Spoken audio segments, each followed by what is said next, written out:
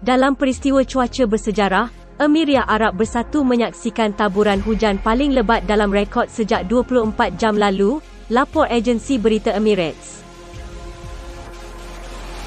Pusat Meteorologi Kebangsaan mengesahkan rekod hujan yang berlaku di negara itu dalam tempoh 24 jam yang lalu sehingga pukul 9 malam pada Selasa 16 April adalah peristiwa luar biasa dalam sejarah iklim UAE sejak bermulanya rakaman data iklim.